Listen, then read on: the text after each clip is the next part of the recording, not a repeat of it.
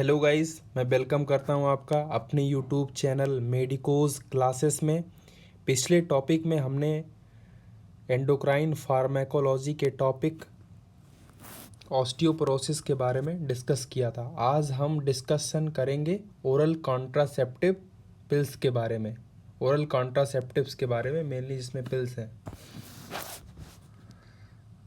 तो चलिए शुरू करते हैं।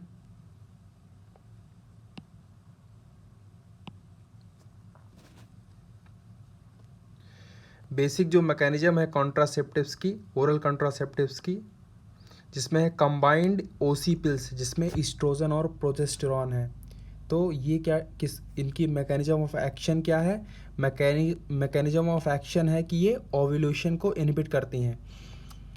कि ये ओवेरी है, अपनी ओवेरी से जो ओवा रिलीज होगा उसको ओवेरी में क्या नहीं होगा, ओवुलेशन नहीं होगा, और ओवुलेशन नहीं होगा फिर उसके बाद रिलीज भी नहीं होगा। तो इन सब का इनहिबिशन जो होगा मेनली ओवुलेशन को इनहिबिट करती हैं। इसके अलावा और भी मैकेनिज्म है कि सर्वाइकल म्यूकस में की थिकनिंग भी रोल होगा, थोड़ा बहुत इम्प्लांटेशन को भी इनहिबिट करती हैं। और इसके अलावा जो सीलेरी मूवमेंट होते हैं इन फैलोपियन ट्यूब उसको भी ये इनहिबिट करती हैं। लेकिन मेन मैकेनिज्म क्या है, ओवुलेशन को इनहिबिट करती हैं। ओवा का फॉर्मेशन नहीं होता है फ्रॉम ओवेरी।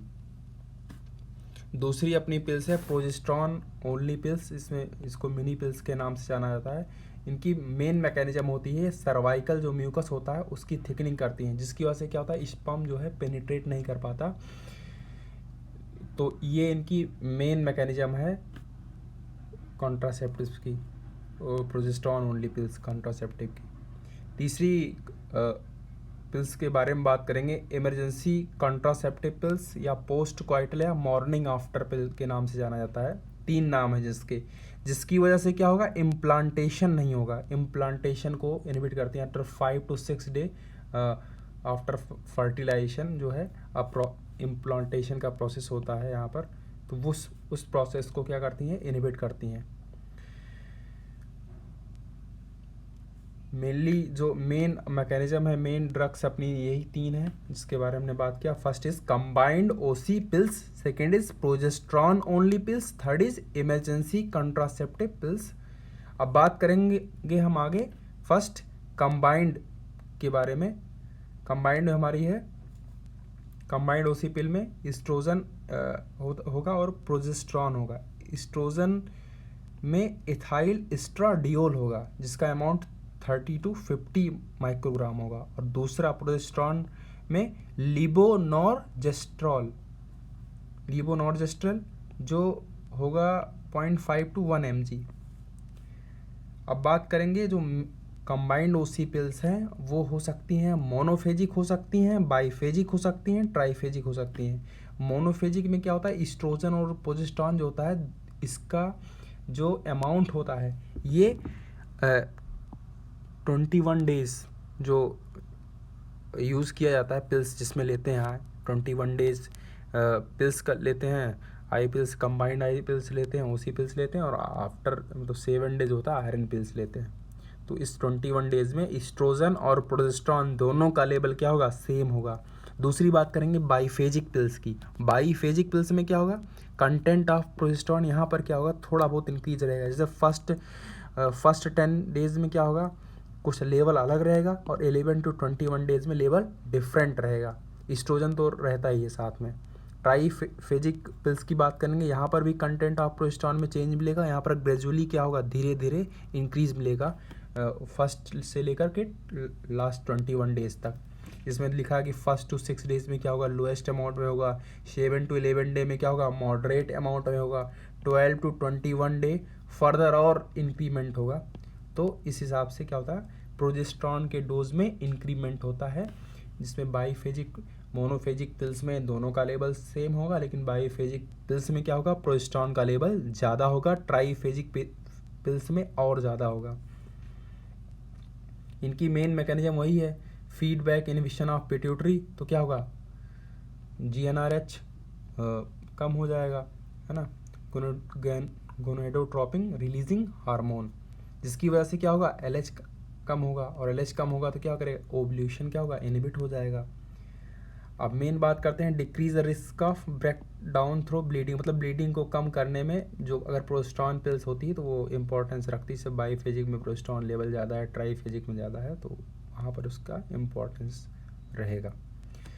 बात करते हैं 28 टैबलेट्स होती है, क्योंकि मेनली हम जो मेंस्ट्रुअल साइकिल है वो स्टैंडर्ड 28 डेज़ की मानते हैं, बाकी उससे कम भी हो सकती है, उससे ज़्यादा भी हो सकती है, 31 डेज़ की हो सकती है, 32 की हो सकती है, 26 की भी हो सकती है। तो स्टैंडर्ड लेकर चलते हैं, इसमें 28 डेज़ मानते हैं, काउंट करते हैं हम, 28 डेज़ काउंट करते हैं, जिसमें फर्स्ट टू 21 डेज़ क्या होगा, आई पिल्स जो रहेगी उसका यूज़ करेंगे, एस्ट्रोजन प्रोजेस्टेरॉन, और 20 टू 28 डेज़ तक आयरन टैबलेट्स का यूज़ करते हैं, जो भी ब्लीडिंग में मतलब आगे जो लॉस होगा उसको कंपनसेट करने के लिए, आयरन की डिफी को पूरा करने के लिए, जो मेंस्ट्रुअल ब्लीडिंग में जो लॉस होगा उसको कंपनसेट किया जाएगा।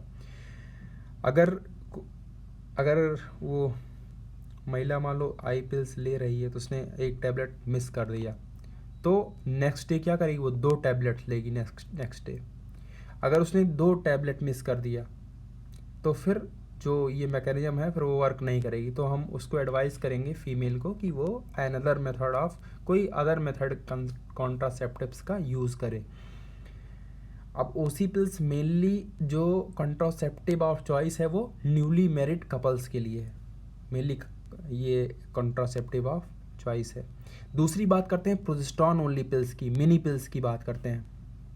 इसमें क्या है, लो डोज ऑफ प्रोजेस्टेंस प्रेजेंट है, मेनली क्या है, नॉरएथिंड्रोन और नॉर्जेस्ट्रल, ये दोनों प्रेजेंट होते हैं। लेस इफेक्टिव देन कंबाइंड ओसी पिल्स, कंबाइंड ओसी पिल्स से लेस इफेक्टिव होता है। अब इसका यूज वही है, जहाँ पर हम एस्ट्रोजन का यूज नहीं कर सकते हैं, नहीं कर पाते हैं, वहाँ पर यूज़ करते हैं। जहाँ पर एस्ट्रोजन कॉन्ट्राइंडिकेटेड है, लाइक स्मोकर, 35 से ज़्यादा एज है, या रिस्क ऑफ थ्रोम्बोएम्बोलिज्म ज़्यादा है, तो वहाँ पर जो हम इसको प्रेफर करते हैं। अब मिनी पिल्स का हम कहाँ कहाँ और यूज़ कर सकते हैं, कोई लैक्टेटिंग वूमन है उसमें यूज़ कर सकते हैं, किसी को सिकल सेल एनीमिया उसमें यूज़ कर सकते हैं, किसी को सीजर डिसऑर्डर है उसमें यूज़ कर सकते हैं। Use daily without any break, इसको वहाँ पर हम 21 डेज़ यूज़ करते थे, यहाँ पर कोई ब्रेक नहीं करना है, रेगुलर कंटिन्यूस ही यूज़ करना है, कंटिन्यूस यूज़ करेंगे। इसके पहले हमने और डिस्कशन किया था एंडोक्राइन फार्मेकोलॉजी में ऑस्टियोपोरोसिस के बारे में और थायराइड के बारे में डिस्कस किया था, तो उसका लिंक जो है डिस्क्रिप्शन में हम दे देंगे। इसके और भी हमने इसके पहले भी टॉपिक के डिस्कशन किए, लाइक ब्रोंकियल अस्थमा, तो हमने सारे डिस्क्रिप्शन जो भी डिस्कशन हुए हमारे, तो हमारे वो डिस्क्रिप्शन में उसका लिंक होगा। और हम चाहते हैं कि आप हमारे चैनल को लाइक करिए, सब्सक्राइब करिए, चैनल को सब्सक्राइब करिए, वीडियोस को ज़्यादा से ज़्यादा लाइक करिए और अपने दोस्तों तक पहुंचाइए, जिससे हम आगे और वीडियो बनाते रहें। चलिए आगे बात करते हैं इमरजेंसी कॉन्ट्रासेप्टिव्स की। इमरजेंसी कॉन्ट्रासेप्टिव्स में जो अपने पास मेन 5 हमने लिख रखा है, पहला है लिवोनॉर्जेस्ट्रॉल LNG, है ना, दूसरा ओसी पिल्स, तीसरा मिफीप्रिस्टोन, 4th नंबर पर यूलिप्रिस्टल है और 5th नंबर पर आयोडीज है। तो लिवोनॉर्जेस्ट्रॉल जो है ये 72 आवर, विद इन 72 आवर्स में हमें इसको यूज़ करना होगा। ये मोस्ट प्रेफर्ड यही होता है, इसी का हम यूज़ करते हैं, मोस्ट प्रेफर्ड ज़्यादा यही यूज़ किया जाता है। 1.5 मिलीग्राम ओरल, एक सिंगल डोज रहती है, 1 टैबलेट। दूसरी बात करते हैं ओसी पिल्स का यूज़ कैसे कर सकते हैं। 2 टैबलेट लेंगे, पहले 2 टैबलेट यूज़ करेंगे, फिर 12 घंटे बाद फिर 2 टैबलेट यूज़ करेंगे, मतलब टोटल 4 टैबलेट यूज़ करते हैं। तीसरी अपनी ड्रग्स है, ये भी विद इन 70 मतलब 72 घंटे, मतलब 3 डेज तक इफेक्टिव रहेगी।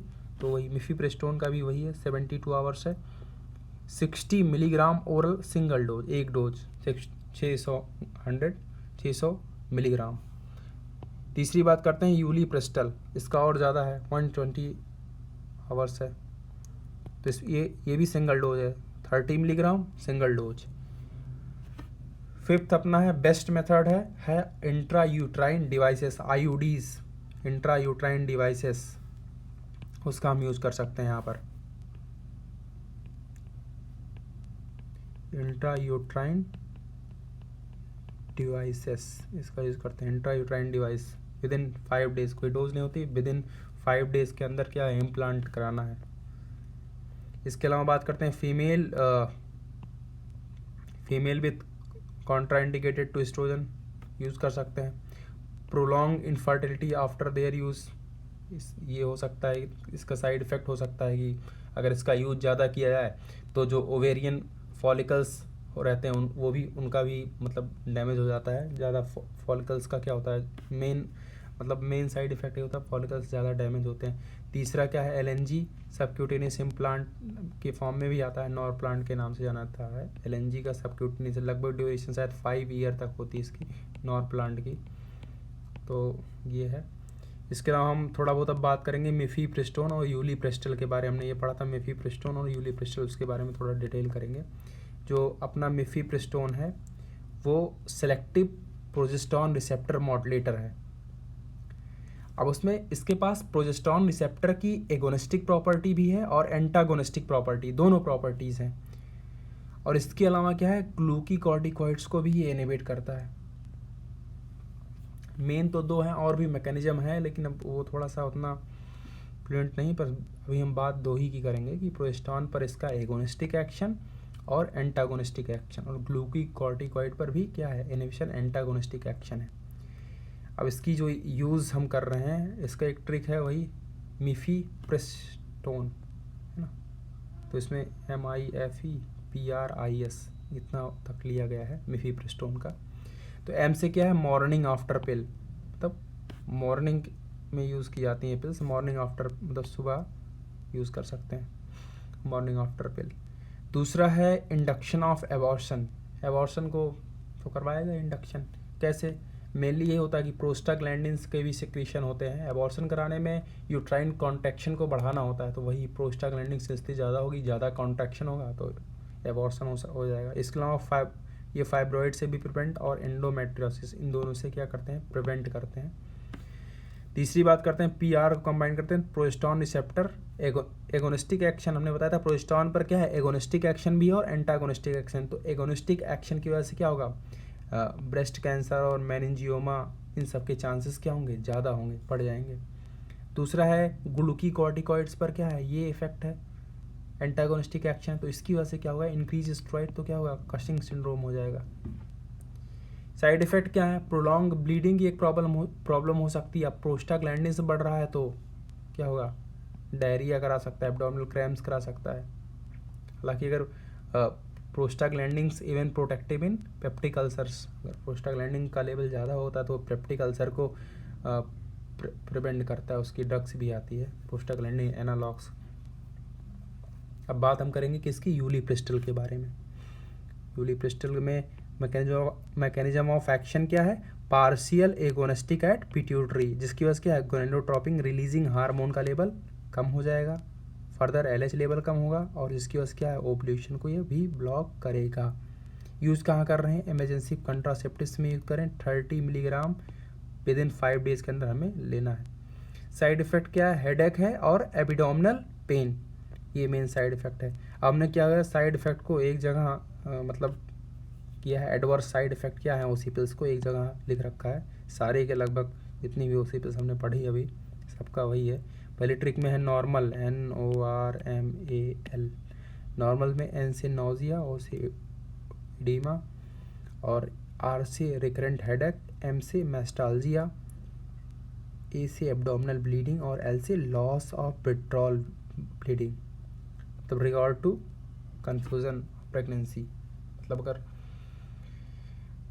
पेशेंट जो है वो वही है कि ब्लीडिंग अगर नहीं होगी तो उसे थोड़ा डाउट होगा कि हाँ कहीं तो प्रेगनेंसी थे तो नहीं है, ये वाली प्रॉब्लम्स होती है, वही ये समस्या है विड्रॉल ब्लीडिंग की।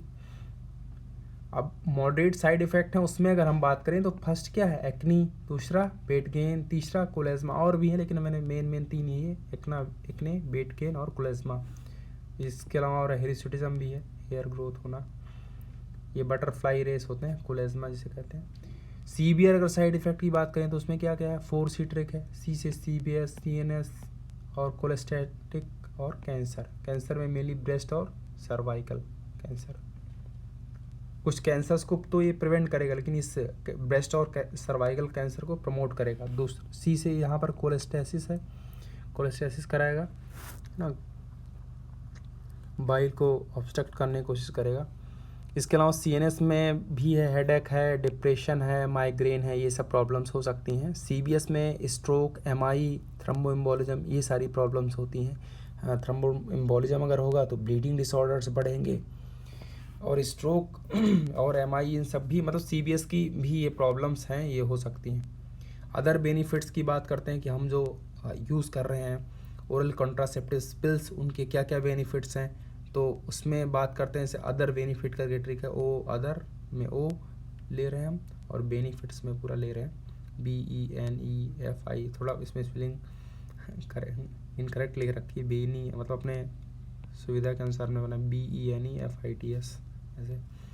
तो इसमें क्या है, पहला क्या है, ओवेरियन सिस्ट को क्या करेगा, कम करेगा, जिसकी वजह से हम पीसीओडी में इसका यूज़ कर सकते हैं। बिनाइन ब्रेस्ट डिजीज़ के चांस को क्या करेगा, कम करेगा। एंडोमेट्रियोसिस भी कम कराएगा। नियोप्लेजिया के भी चांसेस कम होंगे, चाहे ओवरी का हो या एंडोमेट्रियम्स कार्सिनोमा हो, उन दोनों के भी को कम करेगा। इसके अलावा एक्टोपिक प्रेगनेंसी होती है। Ectopic pregnancy means unwanted site पर कहीं इम्प्लांटेशन हो जाए। मेनली तो इम्प्लांटेशन का होता है फंडस रीजन में होता है, लेकिन इसके अलावा मतलब यूट्रस के बाहर कहीं लाइक फैलोपियन ट्यूब, इन सब जगहों पर क्या हो जाए, अगर इम्प्लांटेशन हो जाता है, क्योंकि वहाँ पर मतलब वॉल इतनी थिक होती नहीं, तो वहाँ पर इम्प्लांटेशन परसिस्ट करता नहीं है, और वो मतलब रप्चर ही हो जाता है एटलीस्ट फाइनल। इसके अलावा क्या, फाइब्रॉइड्स को भी कम करेगा, है ना। ओवरीज में फाइब्रॉइड्स का फॉर्म में आयरन डिफिशियंसी एनीमिया है, तो उसको भी कम करेगा, है ना। इसके अलावा क्या, टेंशन सिंड्रोम हो रहा है, तो उसको भी प्रीमेस्ट्रुअल टेंशन सिंड्रोम अगर है तो उसको भी क्या करेगा, कम करेगा, रिड्यूस करेगा। इसके अलावा skeletal disease like rheumatoid arthritis और ऑस्टियोपोरोसिस, इनके भी चांस को क्या करेगा, कम करेगा। तो ये सारी बातें हमने बताई इसमें।